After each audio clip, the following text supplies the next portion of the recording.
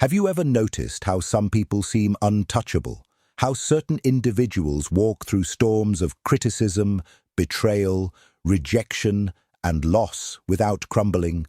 You've watched them, haven't you? Maybe even envied them.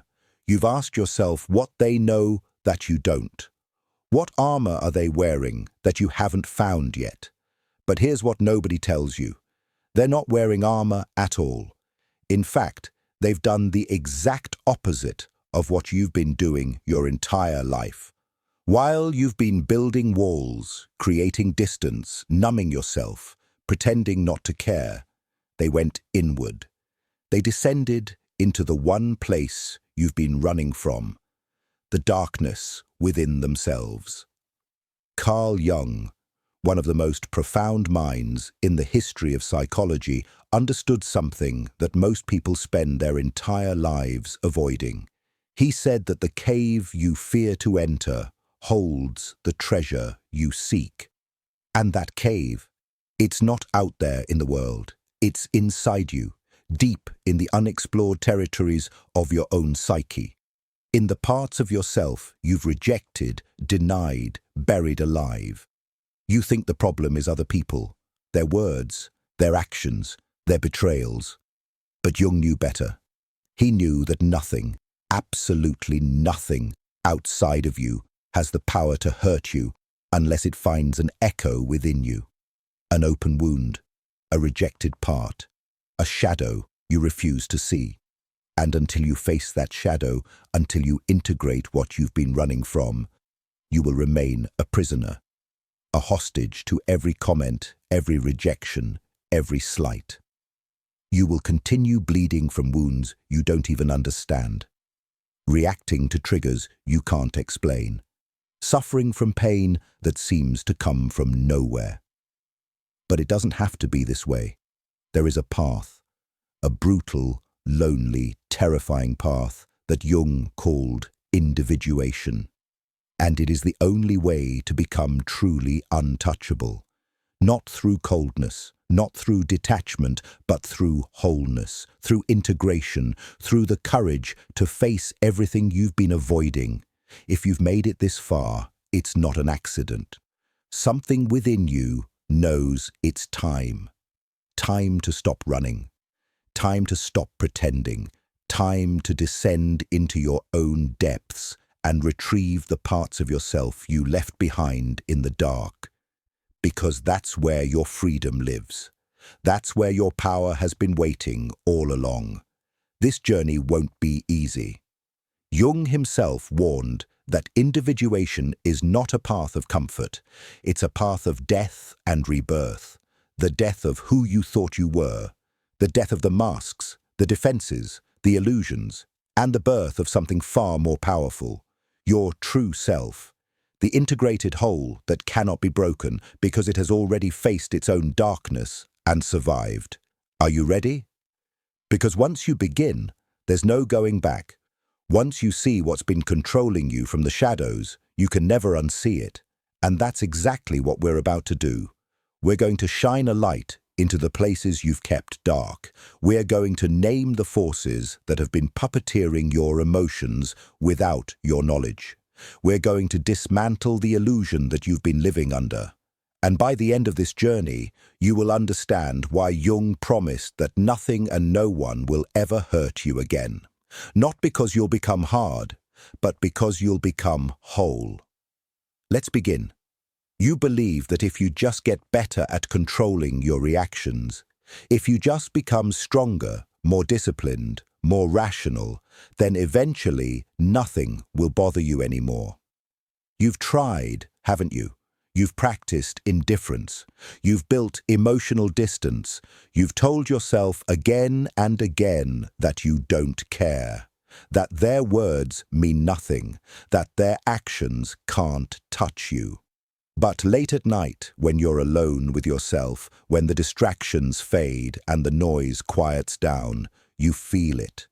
That sharp pain in your chest, that tightness in your throat, that heaviness that sits on you like a stone, and you realize that nothing has changed. You're still vulnerable, still hurt, still trapped in the same patterns of suffering. Jung would tell you that this is because you've been fighting the wrong battle. You've been trying to defend yourself from the outside world when the real enemy has always been internal. The real vulnerability isn't out there. It's in here, in the parts of yourself you've never acknowledged, in what Jung called the shadow. The shadow is everything about yourself that you've rejected. Every emotion you were told was unacceptable. Every desire you were taught to be ashamed of. Every weakness you buried because it didn't fit the image you needed to project. The anger you couldn't express. The neediness you had to hide. The fear that made you look weak. The jealousy that made you look petty. All of it pushed down into the darkness of your unconscious mind. But here's what you need to understand. The shadow doesn't disappear just because you ignore it. It doesn't die just because you refuse to look at it. It grows, it festers, it gains power in the dark, and then, without your knowledge, it begins to control you from behind the scenes. Every time someone says something that shouldn't bother you but destroys you anyway, that's your shadow being triggered. Every time you overreact to a small slight, that's your shadow speaking. Every time you feel inexplicable rage, sudden despair, overwhelming anxiety, that's your shadow demanding to be seen. Jung said, "Everyone carries a shadow, and the less it is embodied in the individual's conscious life, the blacker and denser it is." This is why you suffer so much. Not because the world is cruel, not because people are terrible, but because you have a vast territory of rejected self living in your unconscious, and every external trigger is just activating what's already there. Think about it. Why does one person's criticism devastate you while another person's rolls off you completely? Why does abandonment from one individual shatter you while distance from another feels manageable? It's not about the action itself. It's about what that action activates within your shadow. If you grew up feeling unseen, invisible, like your voice didn't matter, then being ignored as an adult will trigger that ancient wound. If you were abandoned as a child, then any hint of someone pulling away will feel like death. If you were shamed for showing emotion, then any moment of vulnerability will terrify you. These aren't just memories. These are living, breathing parts of your psyche that you've locked away.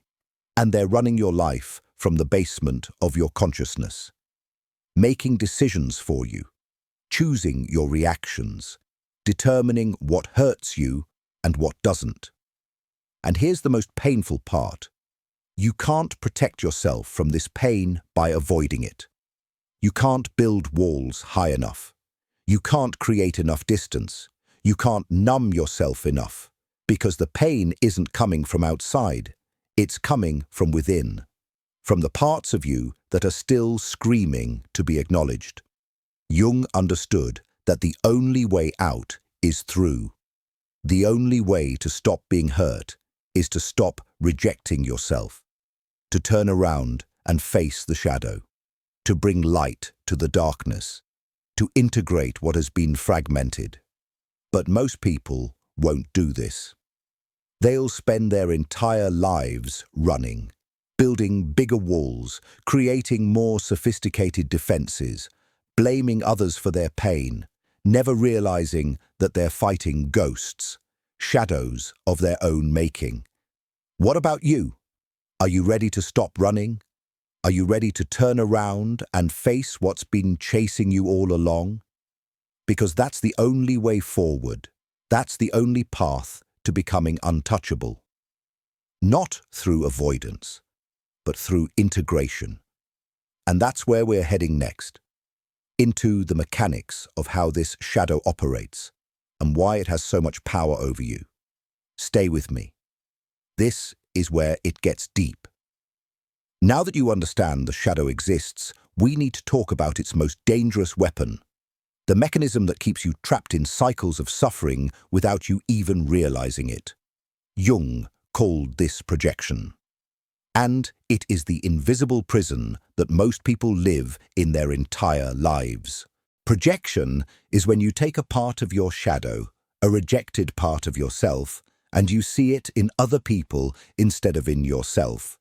You disown it internally and then encounter it externally.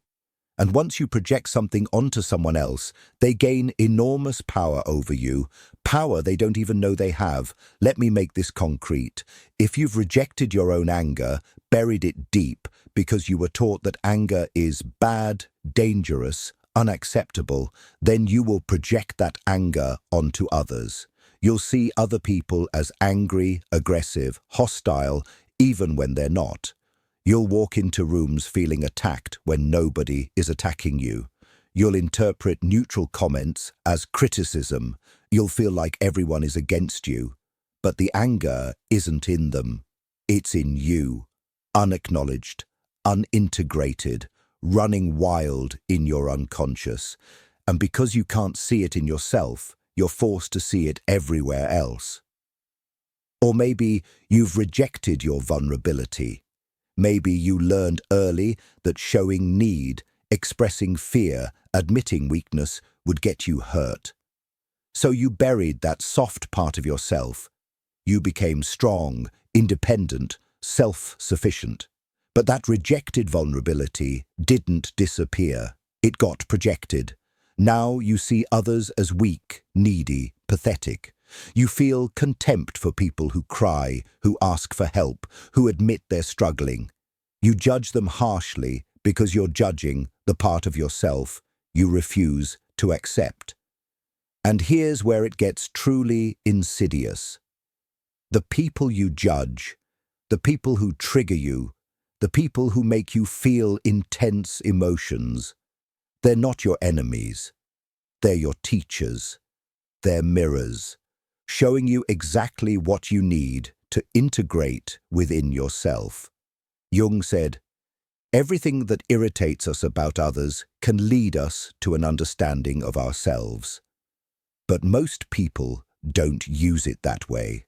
Instead of looking inward when someone triggers them, they attack outward. They blame, they criticize, they distance themselves, they cut people off.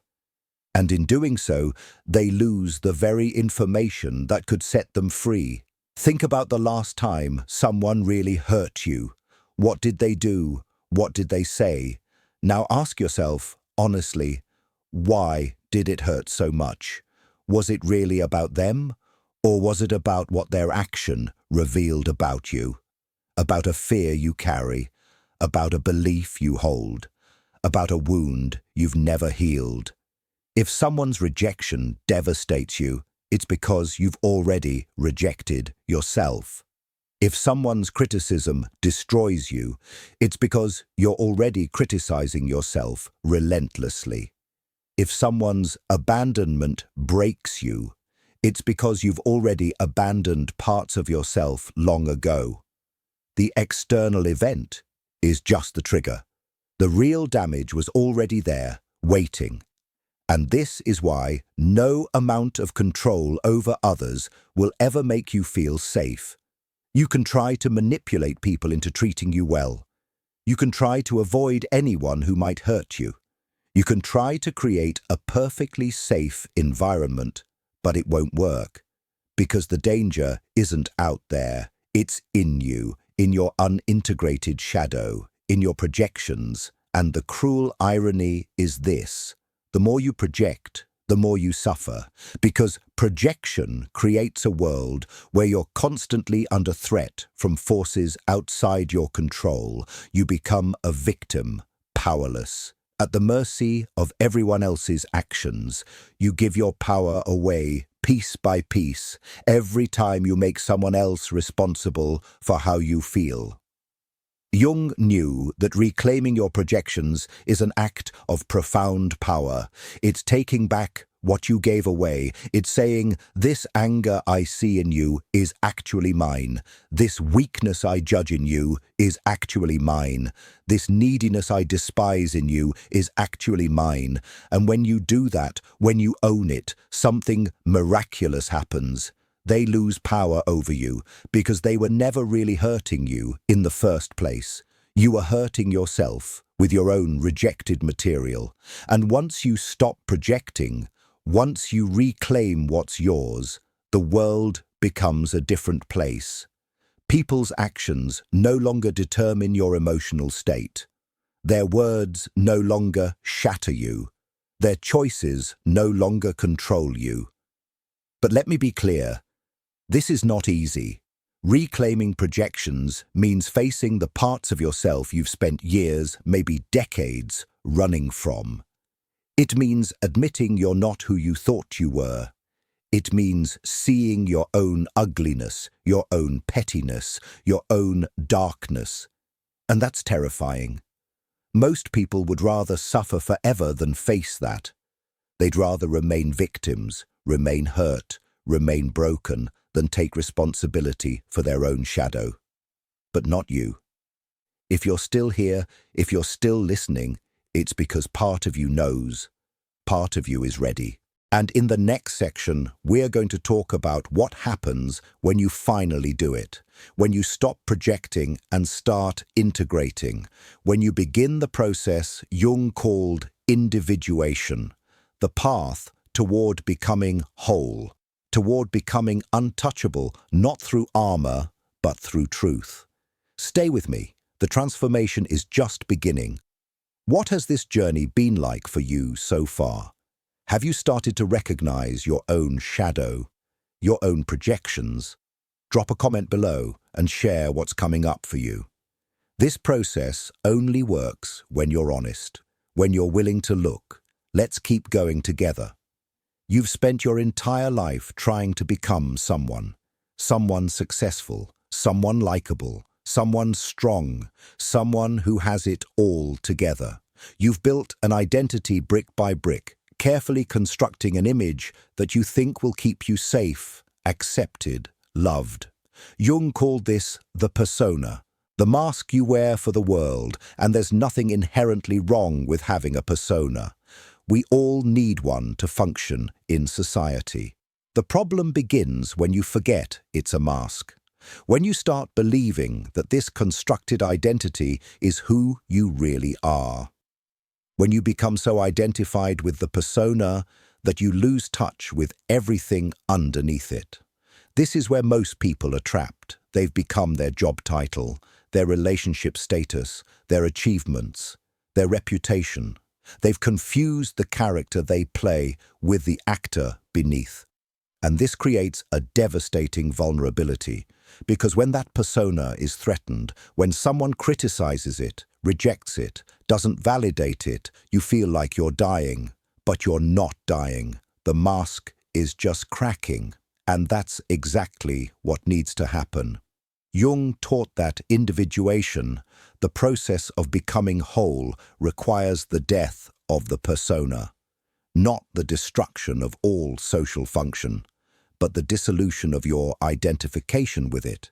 You have to be willing to let the mask fall, to stop performing, to stop pretending, to face the terrifying question, who am I when I'm not trying to be anyone? This is the loneliest part of the journey. Because as you begin to individuate, as you start pulling back your projections and integrating your shadow, you naturally start to distance yourself from people and situations that only related to your persona. The friendships that were built on shared masks rather than shared truth. The relationships where you had to perform to be accepted. The environments where your real self was never welcome. And it hurts. It feels like loss, like failure, like you're doing something wrong. But Jung would tell you this is sacred loneliness. This is the loneliness of transformation, of becoming real, of shedding the false to reveal the true. You cannot individuate and remain the same. You cannot integrate your shadow and keep all your old relationships intact. You cannot become whole and stay comfortable. Because wholeness requires you to reclaim all the parts of yourself you exiled to maintain the persona. The weird parts, the dark parts, The soft parts, the angry parts, the parts that don't fit the image. And when you start bringing those parts back into consciousness, when you start owning them, integrating them, expressing them, the people who only knew your mask won't recognize you anymore. They'll feel confused, betrayed, disturbed. They'll tell you you've changed. And they're right, you have. But here's what Jung understood that most people don't. This change, this transformation, this death of the old self is not a tragedy. It's liberation. Because on the other side of that death is something far more powerful than the persona ever was. Jung called it the self, capital S, the totality of who you are, conscious and unconscious, light and shadow, integrated, whole, complete. The self is not something you create. It's something you uncover. It's been there all along, buried beneath layers of conditioning, trauma, projection, and performance. And the journey of individuation is simply the process of removing everything that isn't you until only the truth remains. But this process is brutal.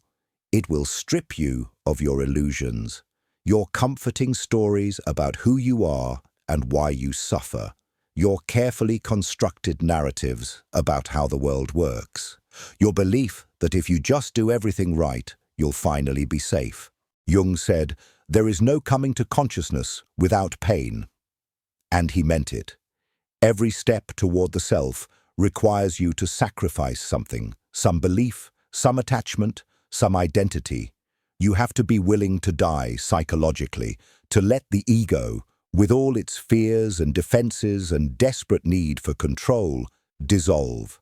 And in that dissolution, in that space of complete unknowing, the self emerges, not as a new identity to cling to, but as a living presence, a center of gravity that remains steady no matter what storms rage on the surface, a deep knowing that doesn't depend on external validation, a strength that doesn't come from control, but from acceptance. This is what it means to become untouchable. You're not hardened, you're not numb, you're not indifferent, you're integrated. You've faced your shadow, you've reclaimed your projections, you've let the persona die, and what remains is something that cannot be broken because it has already been through the fire and survived. People can criticize you, and you'll hear them clearly without being destroyed.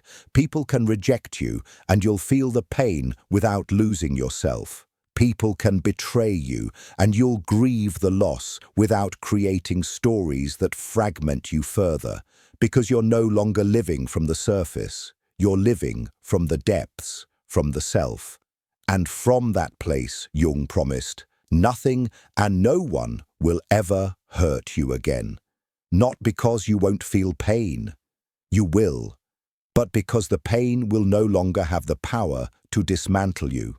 It will move through you like weather. Acknowledged, felt, released, but never mistaken for who you are. This is the gift of individuation. This is the treasure in the cave. This is what you've been searching for your whole life. Not invulnerability, but wholeness. Not armor, but integration. Not the absence of pain, but the presence of self. And the journey to get here is long. It's dark. It's lonely. Most people turn back. Most people choose the comfort of the known over the terror of transformation. But you're still here.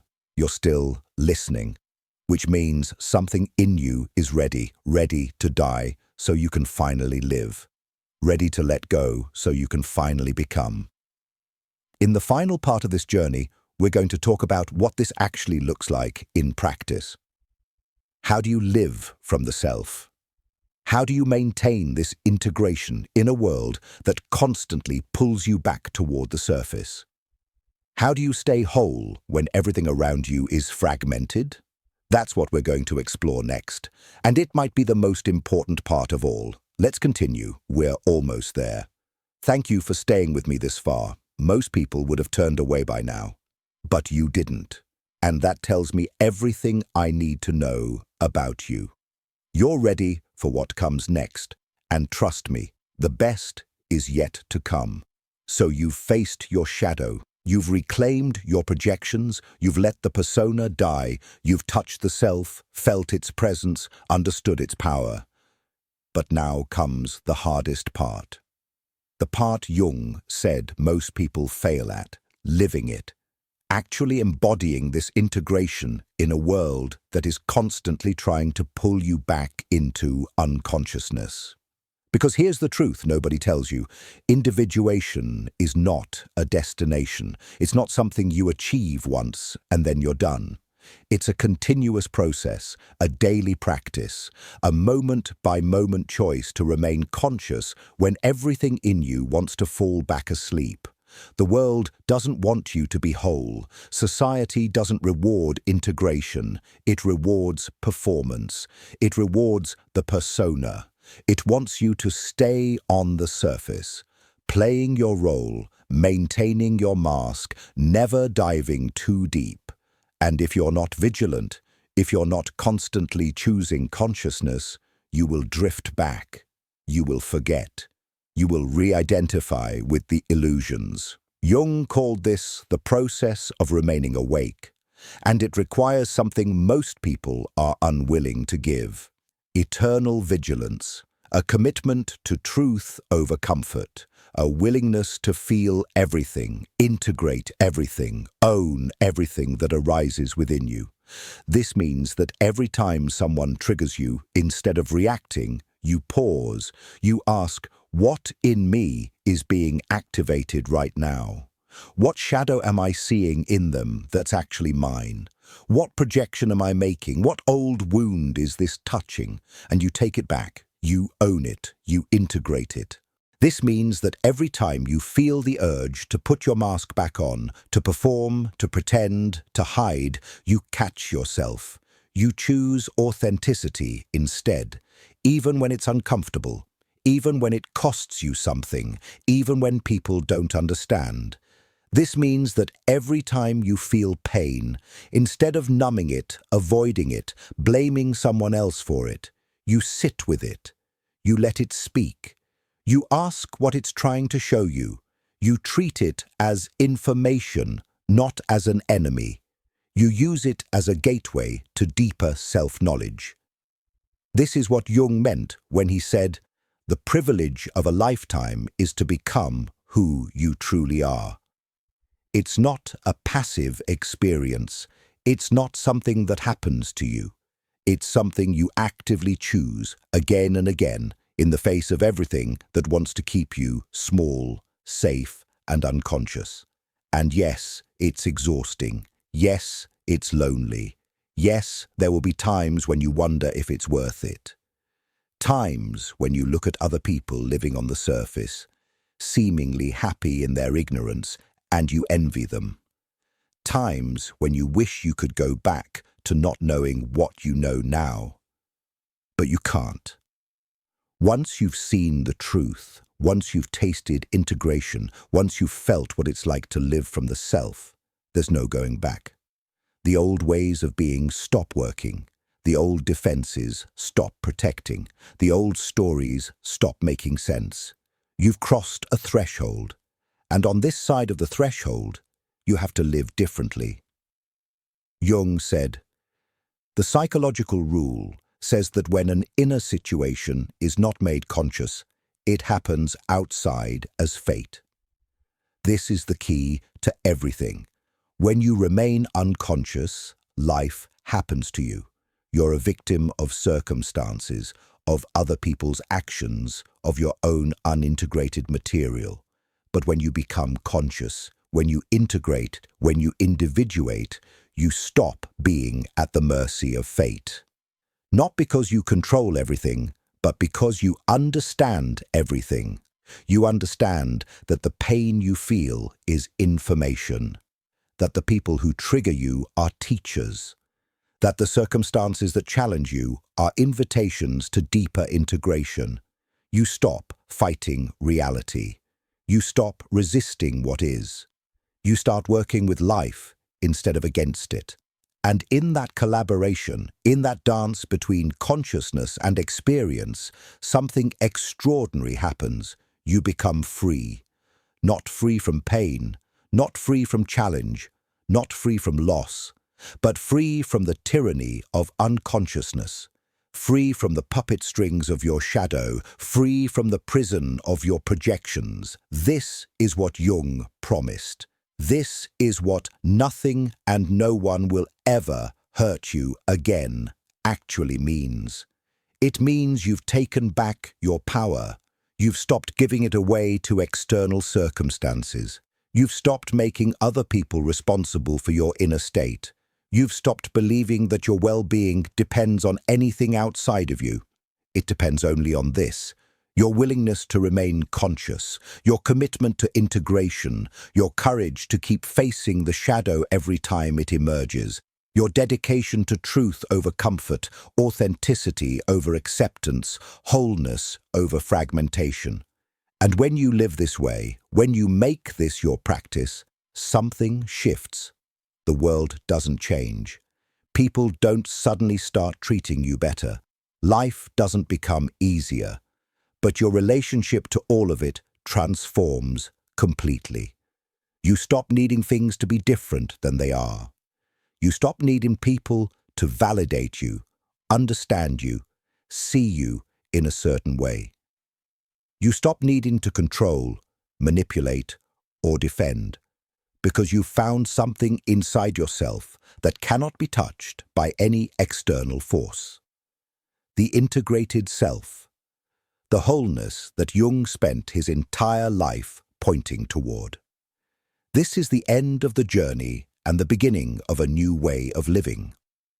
A way of being that is grounded in consciousness, rooted in truth, and unshakable in its foundation. Not because you've built walls, but because you've dissolved them. Not because you've become hard, but because you've become whole. If this message has reached something deep within you, if you recognize yourself in this journey, if you feel the call to dive deeper into your own integration, then let's continue this work together. Write in the comments, "I choose consciousness." Let that be your declaration, your commitment, your first step into this new way of being. And don't stop here. The next video on this channel will take you even deeper into the process of shadow work and integration. It will give you practical tools, real methods for doing this work in your daily life. Because understanding is just the beginning. Embodiment is where the real transformation happens. Subscribe to Scion. Join a community of people who are done living on the surface, who are ready to dive deep, who understand that the only way out is through, who know that becoming untouchable isn't about armor, it's about integration. Thank you for taking this journey with me. Thank you for your courage. Thank you for your willingness to face what most people spend their lives running from. You're not alone in this, and the path ahead, while challenging, is the most meaningful path you will ever walk. The best is yet to come. See you in the next one.